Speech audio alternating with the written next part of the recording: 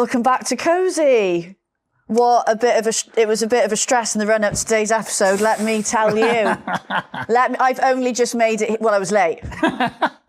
Mate, the update of like an hour and 10 minutes into your journey is still in Wales is wild.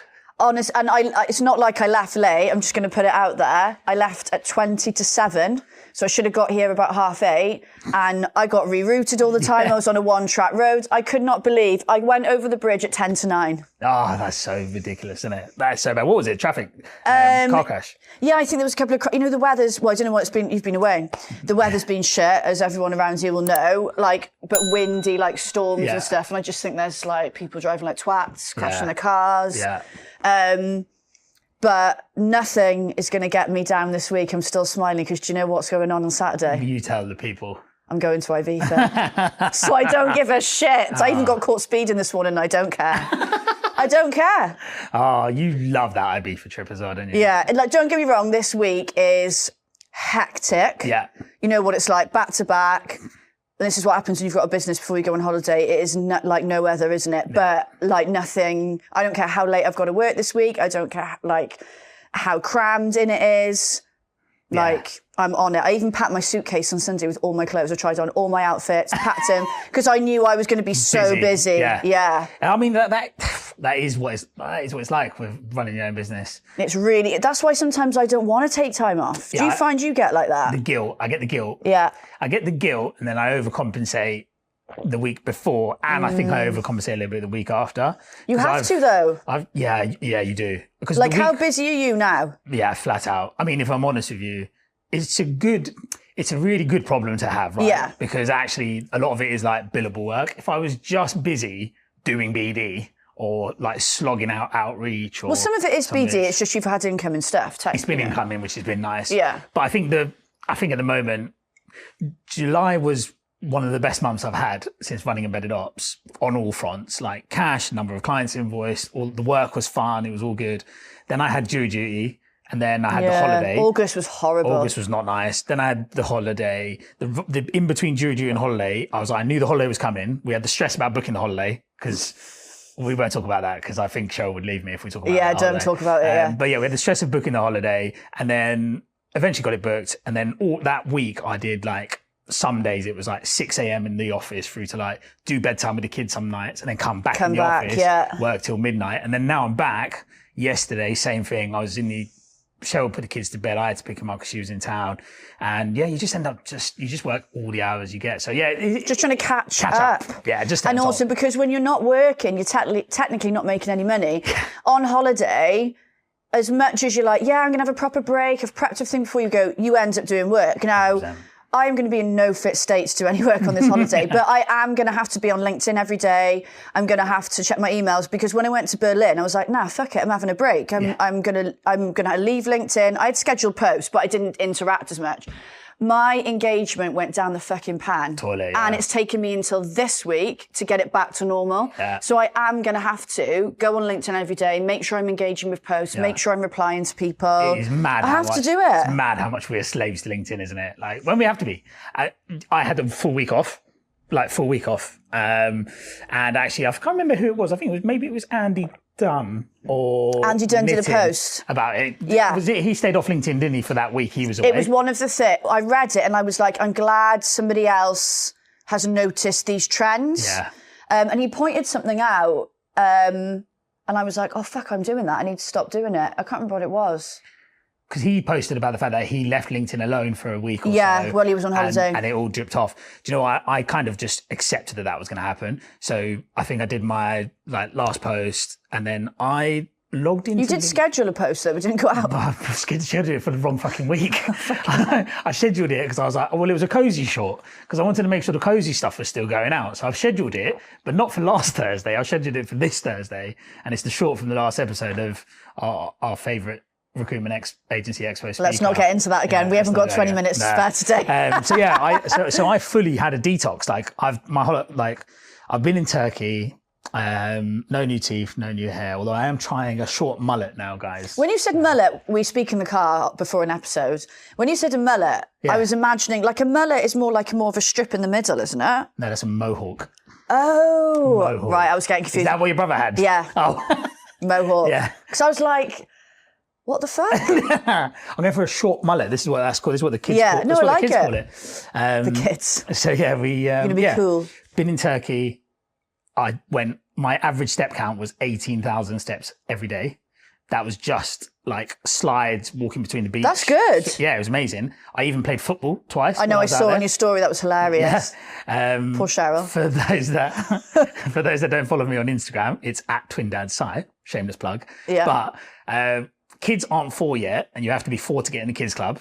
On like day 1, day 2, we just stroll in the kids club and we're like, oh, just came to check out the facilities, walking around. We're like, right, so we just leave them here, yeah? And they're like, well, how old are they? And we're like, they're 4 next month. And then the girl was like, they need to be 4 now. She went, well, we'll go check. She's gone back in the office. She just said they were 4. And then come They're not going to ask for their birth certificates. No, they've got their date of birth. It's all on the room, isn't it? Because they've got the passports and stuff. Because she then went, just to see if we were lying, she went, what's your room number? So she went off, checked it, came back, and I think because it was outside of school holidays and it was quiet, the ratio of like staff in the kids club to kids there was like almost 1-to-1 on Sundays.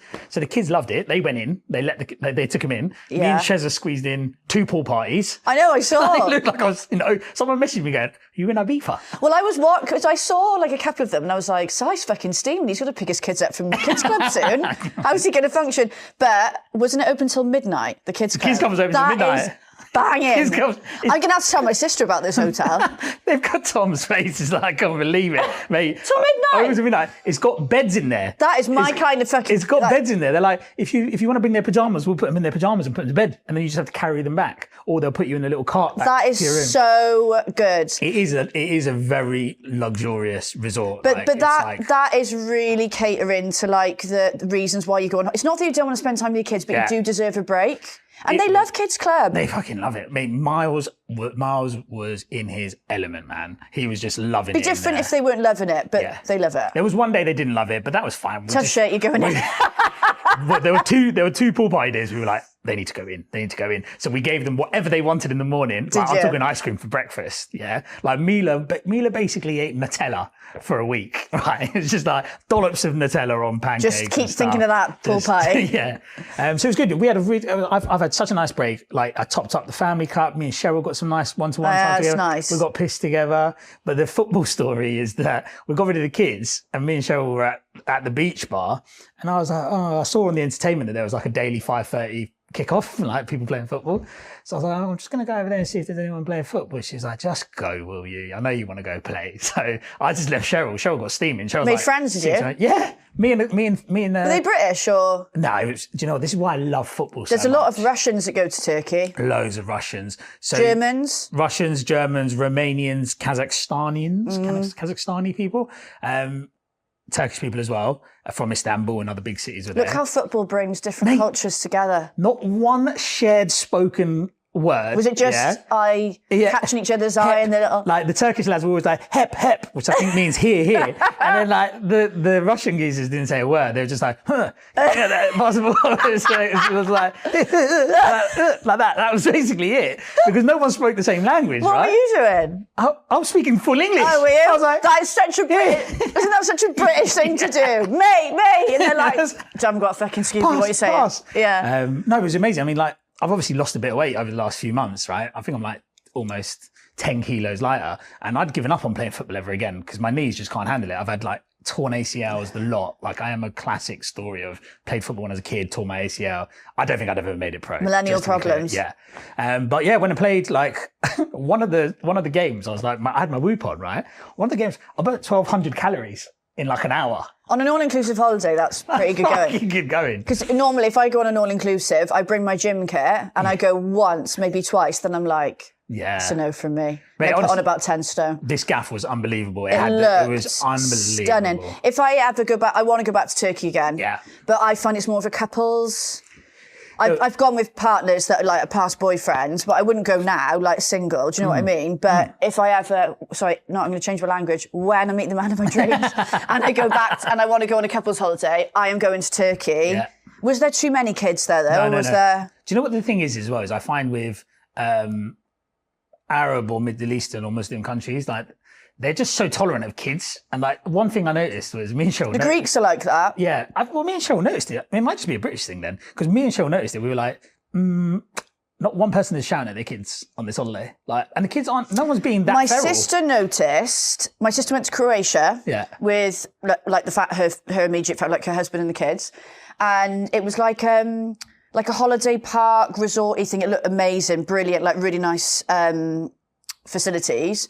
And they said exactly the same thing. They said people were just letting their kids, don't get me wrong, if they were being really naughty, they weren't letting them get away with murder, but they were very tolerant and people were just letting their kids be a bit freer. Yeah. So like there was entertainment, you know, like the big studio, I can't think of the word.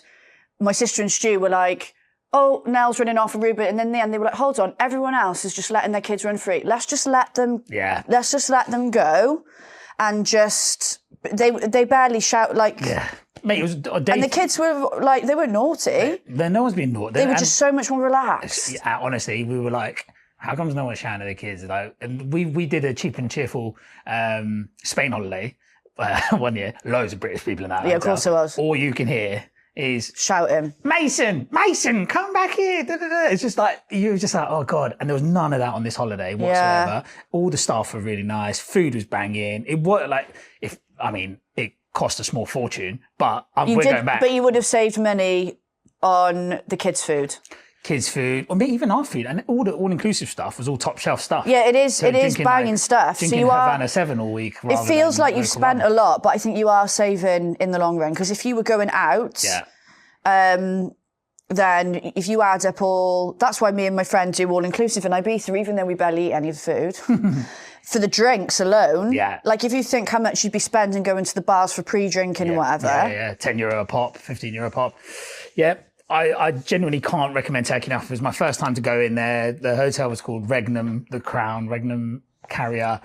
100%. Hashtag influencer. Trying to get a free holiday, basically. But no, I recommend it massively. I feel good. I feel refreshed. Usual small business owner grind this week of getting back on top of things. I kind of love it in a way, though. Like, I am on, like, don't get me wrong, this week is like chocker. But I thrive off this shit. Yeah. Like, I think I said to you on Sunday, I even did a bit of work Sunday night. I watched KOSI, our gig draft, which is so good. We won't get into that because that's another whole conversation. But I was like, come at me for this week. When my diary is back to back and I've got to be super efficient and organised, that's when Kate is at her best. Yeah, it is a banging feeling when a bit of pressure, a bit of diary pressure. Love it. It's good, yeah. I spent most of yesterday writing out a giant to-do list and I've set myself like deadlines for each of those things and then I time blocked it all in. And then yesterday I didn't turn on Teams. And so only 2 clients reached out over WhatsApp. They're like, "Oh, you're back today?" I was like, "I am." Leave me alone. But they've all booked in for this afternoon. So after this, I'm heading back. I've got a chocker afternoon. I'm going to try and pick up the kids from nursery because I just want to pick up the kids from nursery basically. So yeah, that's it. So you are going on holiday on Friday. Saturday. Big Ibiza 9 trip. days.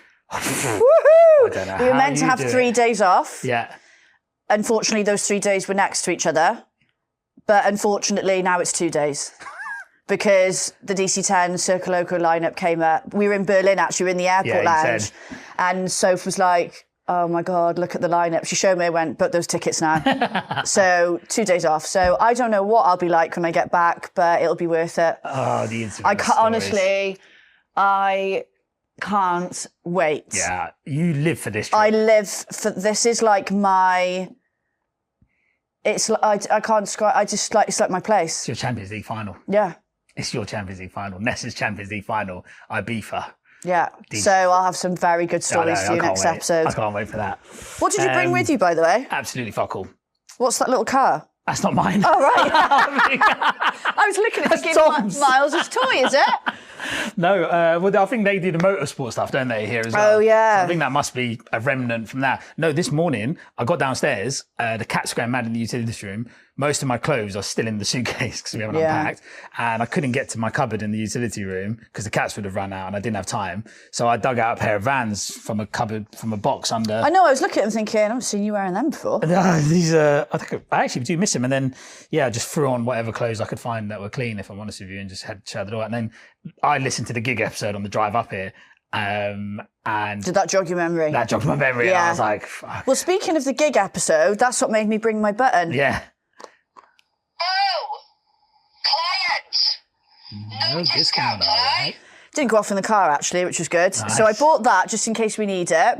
And then I just bought a couple of my crystals. Oh, yeah. Because I don't talk about my witchy shit, my spiritual side much on the show, but I genuinely, this is in my office every day, so this is citrine, and it's good for financial abundance. But I hold this, I'm always, even if I'm at a desk, I have to be moving, like clicking a pen or something. So I hold this every day in my hand, and when I'm on meetings, I'm like this constantly. But this is ametrine, so it's really good for it's financial again, but like positive confidence, abundance, basically. Nice. So I thought I'd bring it with me. Nice. Yeah. Yeah. Well, I mean, this is actually final episode of season 1 of KOSI. What a season. 6 months in. I didn't think we'd get I did think we'd get here, but I didn't think it would go the way it has gone. It's gone so fast. Yeah. And it's like just gone amazing. Like it's gone amazing. The way the YouTube channel has grown, I can't get my head around it. Like, because I've got another YouTube channel, cheeky plug, and it took me ages to get it to the point where we've got to, in terms of like viewers and the response we're getting. Yeah. Great response on LinkedIn. People love the clips, but I think it's exciting. So we're gonna have an Instagram soon. Yes.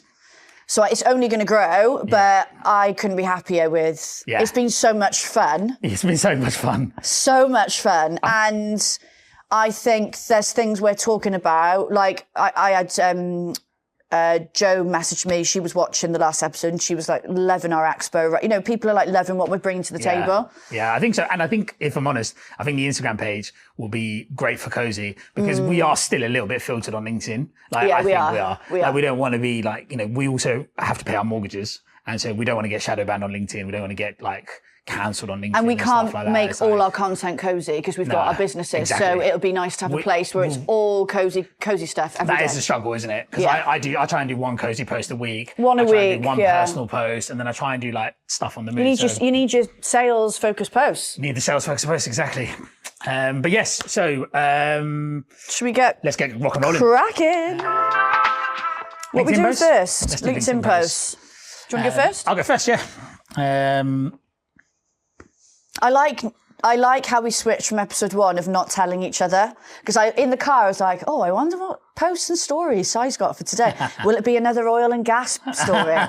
That's what I'm hoping. Nah, there isn't. Not today. what? Today. Well, I sent a message out to all the oil and gas lads the other week saying, lads, I need all the stories. I'm actually going to be seeing them in a few weeks, hopefully. At, so next at app. a football game. Season 2. What a way to kick off I know, season 2. Oil and gas, O&G stories. Yeah. Where do your screenshots go again? They go to pictures, don't they? I took some screenshots this morning. Okay. Here we go. All right, this is a good one. Well, I think it's a good one anyway. So basically, what's happened is this is a message from a recruiter to a candidate who's applied for a role. Okay. And it's a screenshot of the message. I'm going to read it out. Thank you for your interest in our position. It's easy to just push an apply button and fling your information to as many opportunities as possible. But with that ease comes a less effective outcome. And that's not what we're looking for. What we are interested in is people who actually read the job description and know they are fit for this role. If you are a match, our post will resonate with you and you'll naturally want to take the next steps. If you're looking to get one more quick glance at your resume, congratulations, you got another glance. We hope you'll be able to land a killer job that way. It just won't work for us. That is I'm really confused. So a candidate has applied for a job online. The recruiter thinks that they've hit quick apply and not looked at the job because they think they're not a match for it. So and they've decided to send this message to them saying, what you like, basically calling them out for just hitting quick apply and applying for roles that aren't relevant. I'll tell you what I think. Are they relevant? No. I don't know actually, because I can't see the job and I can't see the person who's applied. Right. But the recruiter is calling the person out for a quick apply because they're not fit for the role. Yeah. Let's just assume they aren't fit for the role. Yeah. And they have just quick applied.